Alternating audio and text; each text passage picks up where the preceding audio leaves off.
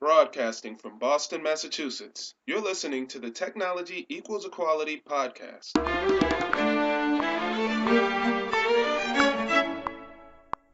Welcome back to the Technology Equals Equality podcast. I'm your host, Lori Brooks, and this is episode 54. I'm super pleased to welcome to the show today Chris Requena. Chris is the VP of Business Development and co-founder of MobiNet Interactive. Chris is responsible for client acquisition, engagement, and partner integrator programs. With over 17 years of experience in information technology, including software development, support, systems and business analysis, quality assurance, and project management, Chris helps ensure client success. Prior to MobiNet, Chris worked at Fidelity Investments, where he designed and built software to automate development, testing, reporting, business, and support tasks that led to increased efficiency and cost savings. Chris also organizes Boston's New Technology, a nonprofit organization and the largest tech meetup group in New England, which holds free events for product demos, networking, and education with over 8,000 active members. Chris is a certified programmer with a BA in Business Economics from UC Santa Barbara and an MBA from Clark University, where he was a member of the Beta Gamma Sigma International Honor Society. Chris, welcome, and thank you so much for joining us. Let's go ahead and dive right in. Tell us a story of how it is you once saw the future before you decided to begin branding MobiNet and building out the business as a whole, before you began the actual entrepreneurial thought process. What did you think life would be like? Well, I didn't know exactly what it would be like, but I knew I was very interested in becoming an entrepreneur and had thought about it for many years. Mhm. And over time, I had been inspired by Bill Gates, Steve Jobs, and then later on by a lot of other, smaller and local startups that had great success. And it seemed like if you have the skills and motivation that you can build your own company and succeed. And that really inspired me. Awesome. And about how old do you think you were when you began, looking at Bill Gates and Steve Jobs and kind of looking at those journeys and formulating the thought process for yourself that that might be something you were interested in doing? But definitely back in high school, I knew a lot about Microsoft. Mm-hmm. We had used Apple computers younger in age, but then moved on to PCs and really had an interest in online software, and so that really drove me to learn more about technology and what the opportunities or possibilities could be to be in that industry. And so I've always had an interest in creating things, and that turned into a lot of focus in software development and programming. And in that realm, you can create anything you want, and especially now with resources being, free or very low cost, anyone who can learn can build their own technology. So it's a very interesting and inspiring space to be in. Certainly. And I love that you were kind of explaining the next question there, in respect to some of the first steps that you took.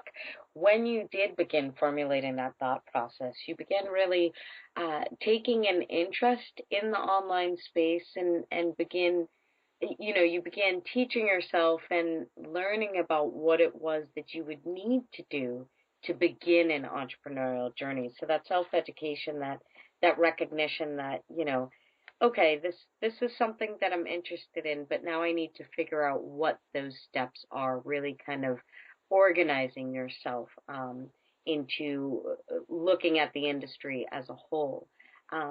When you began taking those first couple of steps, when you began saying to yourself, okay, I think I want to go towards the software development realm, what do you feel was probably the most difficult piece of taking those first steps and making the decision to begin down the road of an entrepreneurial path?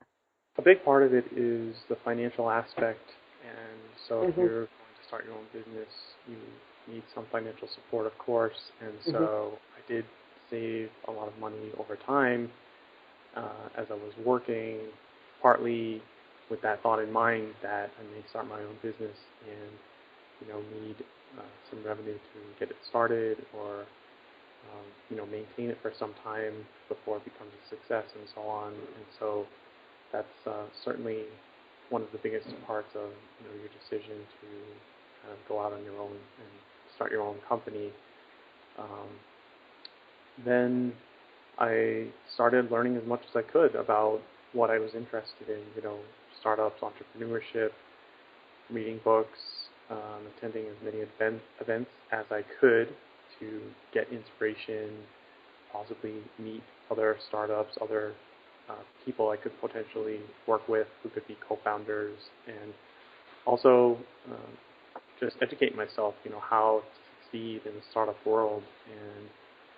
And I was doing that for a few years leading up to when I finally took the big step to become an entrepreneur. So um, I don't think it's something that you can take lightly or just jump into without having some good knowledge and support system for yourself.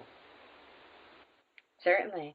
So you began saving long before you started the journey, Chris. You knew, you had that intent to make sure that you had some sort of financial backing and make sure that you were had your base and the foundation of what you were going to manage with throughout the startup portion of the journey.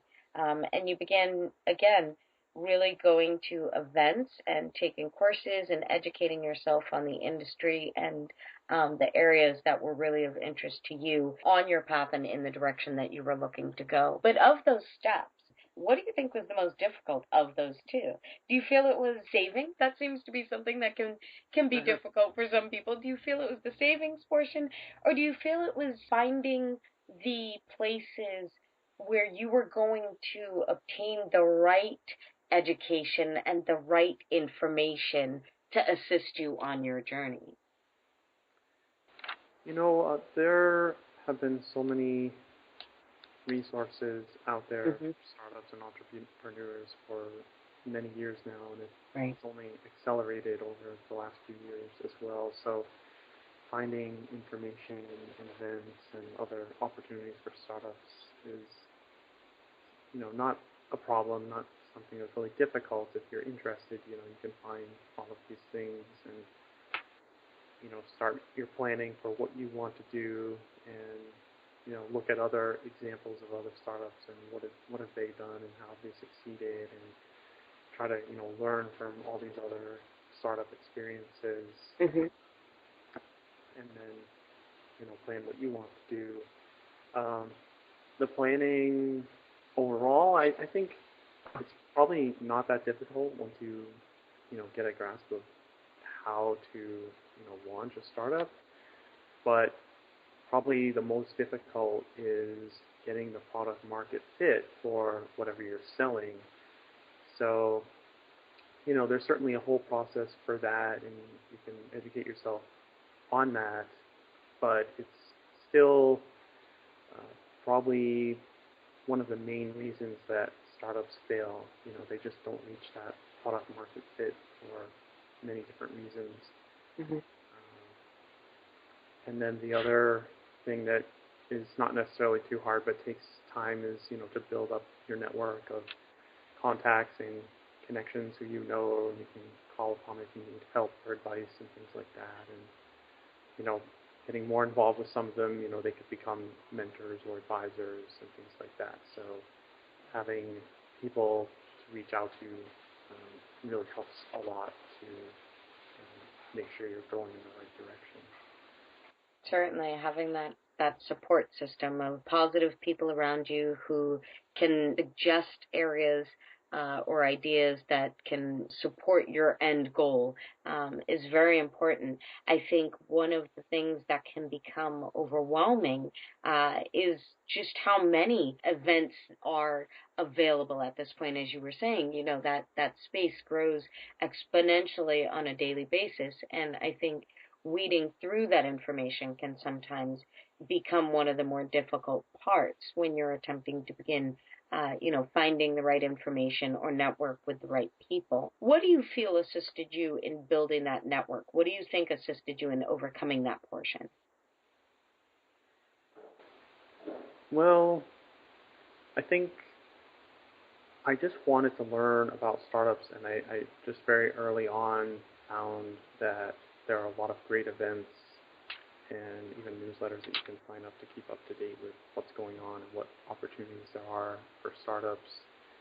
So once I found that, it was easier to stay engaged and attend the things that I wanted. And of course, there are too many events to attend, so you can't attend all of them, which leads to the one of the bigger problems that a lot of startups have and that I've had, is prioritizing your time and knowing, what time to spend on what activities and Mm-hmm. which events to go to and which people to be talking to make sure you're making progress with each task you take up. So that comes into play, obviously, with all the planning, and maybe you're working a full-time job, but you're trying to plan, to launch your own startup at the same time. So you're kind of doing double duty in a sense during Mm-hmm. that kind of time. And then when you finally get into launching your startup and working on it, you typically have to wear a lot of hats and do a lot of different things. So it does become confusing as to what might be your top task or top priority at any given time.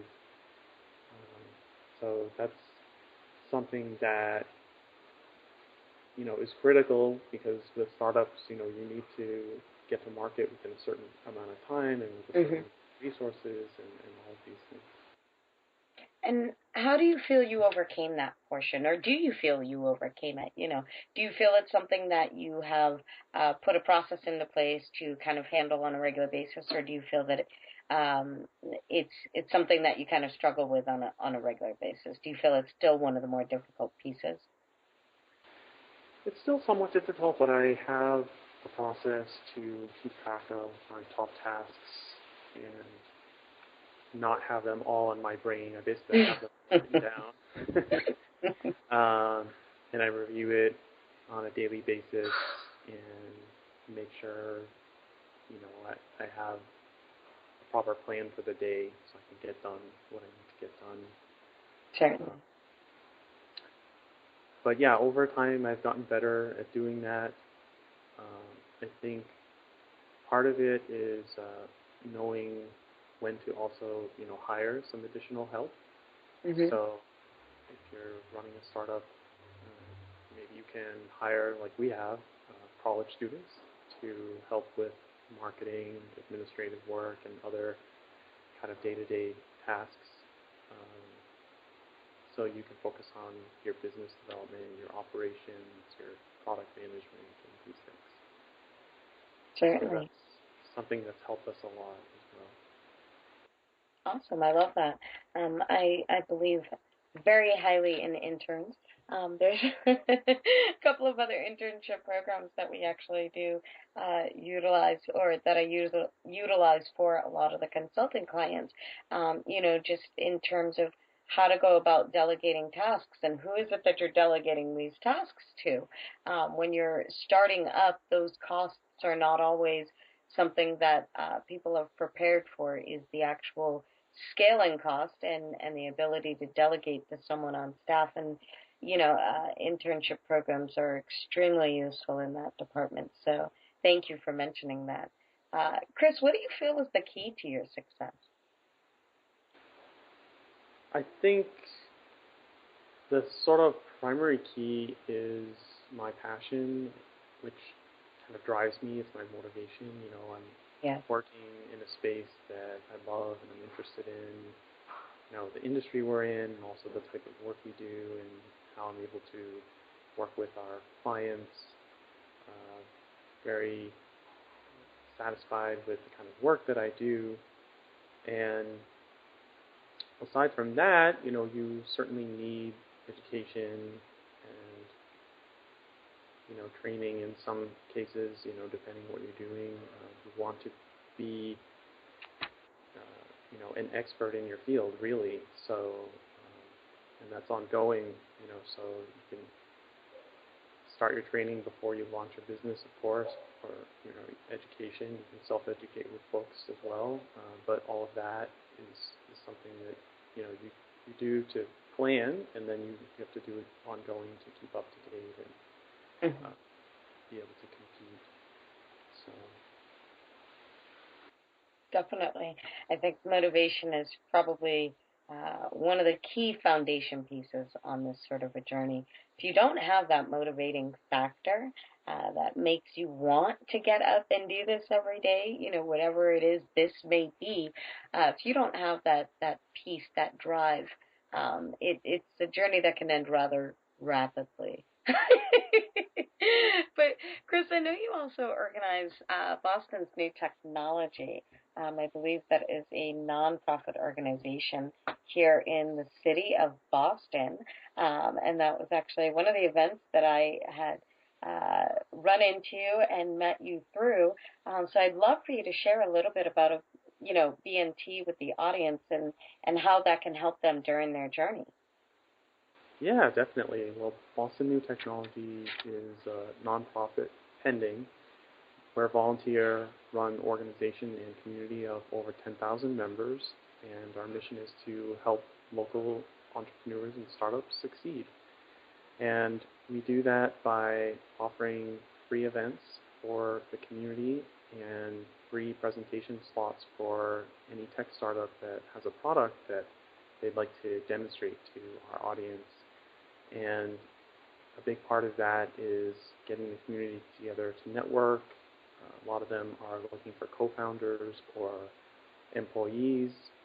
They're looking for certainly promotion and visibility for their product. A lot of them are starting to sell already. A lot of them are looking for feedback as well.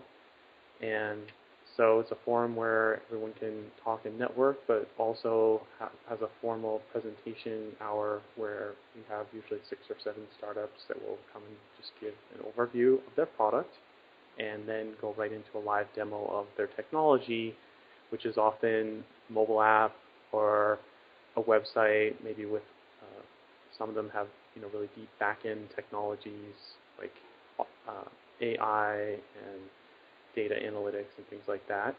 Hmm. And then they also take questions from the audience. And so each one gets about 10 minutes total, so it's very interactive and get a lot of great feedback from the startups and the community at large on how we run the meetups. And we have it every month. We've been doing it for about 5 years now. That's wonderful. I absolutely love the events that you host. I think they're very, very much so an inclusive event, unlike some networking opportunities where you don't really feel as though you're having the opportunity to network with everyone that you would like to network with necessarily, especially when there's a presentation situation. So I think that the way you facilitate the actual meetup is excellent, to tell you the truth. And I think any of our listeners who are interested should, definitely check out B&T and because it's a community that's worth getting involved with. But I'd also love for you to share, a little bit about MobiNet and how you came up with the idea, and whether or not it was something that in high school was kind of the idea you were going with initially, or whether this was something that kind of spawned throughout the years, and how this too can help entrepreneurs across the board. Sure, appreciate that. I really didn't know early on, as a kid that I would become a software engineer, but I did know that I like to build and create things, so that's certainly in line with that. Uh, but as far as MobiNet, it's in line with me wanting to run my own business. I'm a co-founder, of course, with Hmm. my other the rest of the management team. But we started off focusing more on a technology for events. It was called Plug, and we had mobile apps for events and a website, and we help people network at events. So you could find people, you could find all the information, you could connect with people, you could share things on Twitter and Facebook and LinkedIn, and a lot of interesting technology that would bring in people's profile information, so it could be searchable, and people could find each other based on location or based on attending an event together. And so that was a very fun space for us to get into, and unfortunately we just didn't get enough traction as quick as we wanted with the product. And as very early on, when we started building, we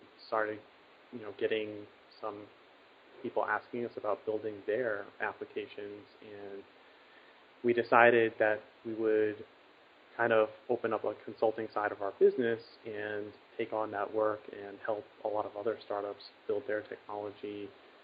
And that allowed us to continue bootstrapping as we're self-funded. We've always been self-funded, but that let us continue our operations where we were doing a lot of consulting work, but also continuing to build our own product and make inroads with that. And then over time, we've had some other products that we've built. Um, but what we ended up doing is we consolidated a few of our products into one platform, which is the product we have now, which is Hub Engage.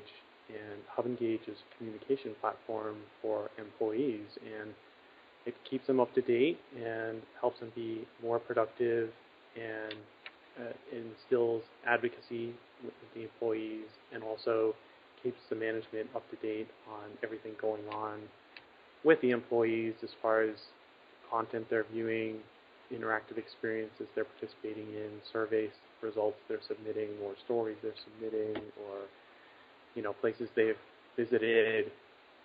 So it's got very advanced analytics itself, and it's a fun product for us to be working on. It's been over 2 years now on this product.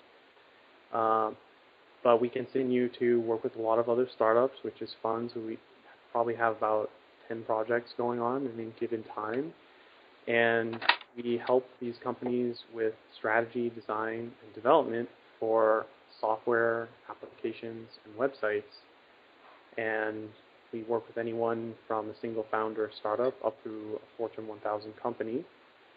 So we have a kind of wide mix of clients, but we really know the startup world, so we can help the startups put together their MVP or phase out work, in multiple phases of releases, so that they can continue pushing deliverables out to their users and getting feedback. Hmm. So that's been fun, and we probably built about 60 different applications over the last 5 years. I love it. You have a very solid grasp on not only the startup process, but the actual app development process.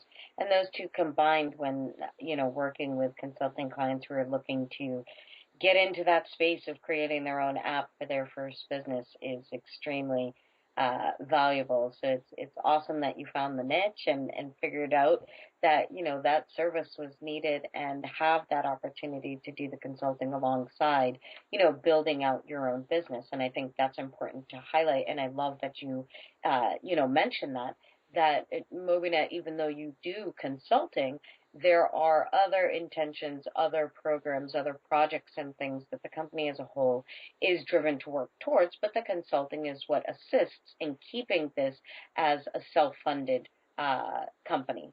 Right. So I absolutely love that. And I think, it's important for entrepreneurs to hear that, because there's a lot of people out there who are looking at startups like, oh my God, I'd have to get such a loan to begin doing this, that, and the other thing.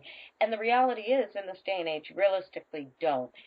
You can very much so self-fund a startup and do it as uh, systematized as possible so that you can avoid enormous costs and enormous expenditures on various areas of business that can sometimes just become a waste. And when you're forced to focus on keeping tabs on every dollar, sometimes you can be more fruitful in the end. So I love that, Chris. I'm curious though. I'd love to know if you had a time machine and could go back like 15, 20 years and tell yourself one thing, what do you think that one thing would be? Oh, wow. That's so hard. uh, well, I think it's, there's probably too many things. But I think I probably would have encouraged myself to start a business of my own much earlier in my career. Mhm. And, I've had a lot of great experience at some of the largest companies like Fidelity Investments and other companies that I've consulted with. But in the end, I'm not really using a lot of those connections or, um, particular industry expertise. Um, so I think I would have at least tried to, dabble in building something of my own much earlier in my career. And, maybe my career would have changed direction. So I think that would be the main thing is, if you're interested in something, don't wait. Start learning about it now. Start planning and, do what you can. Definitely. Because the only thing that's stopping you from starting an entrepreneurial journey is you. That's it. Yep. No matter who you are across the board, the only thing stopping you from starting it is you, because the process actually starts when you start thinking about it. So I love that. Start sooner. I definitely would have told myself the same thing. So, but the show is really designed to help entrepreneurs, develop that new idea for a new business in a new industry, something that they weren't thinking of. So, in the mobile app development space, if you had the opportunity to, borrow this wonderful magic wand that I have over here, and you could change anything at all in your business, what would it be and why? That's another hard one too. Uh, I think the most important thing is having priorities. So if I could have more focus on what I really needed to accomplish what I really wanted, Mhm. then that would, help me to have gotten where I am now faster than I did. Right, right. I love that, and that makes perfect sense. The ability to have something prioritize the tasks that would really assist you in moving forward to accomplish the goals that you do have on that list. That's a good one, Chris. That's an excellent one, and I'm sure there's, random softwares and things like that that try to assist in, the task list orientation, but to really have something that automates the prioritization of tasks would be amazing. So, love that idea. Thank you, thank you. Chris, you've been absolutely wonderful, and I truly appreciate you coming on the show and sharing your time and your story with the audience. Please share the best way for our listeners to find you. Oh, they can visit us at mobinet.com, MOBINETT.com, or email me at chris@mobinet.com, CHRIS, or even call us at 877-704-6662. Awesome. All right, Chris. Well, thank you, thank you. We truly enjoyed this afternoon. All right. Thank you very much for having me. Chris, thank you once again for joining us and sharing your time and expertise with the community, and such an awesome idea to create some sort of program that really automates the prioritization of our tasks throughout the day. So, Techie community, get to work on that. And feel free to reach out to Chris at mobynet.com, or you can always reach him through our show notes page at technology-equality.com/Chris Requena. Again, that's technology-equality.com/Chris Requena, or you can always search for Chris Requena right there in our search bar on the new homepage. So I hope you guys are enjoying the new website and like the new design. Let me know what you guys think. Feel free to reach out via email or send us a quick voicemail. 617-615-6472. Don't forget to give us feedback and ask us any questions that you want for us to answer during our upcoming specialist episode next month. I look forward to hearing from you guys. And until our next episode, when we continue to hear the journey, find the pain and create solutions, enjoy the week.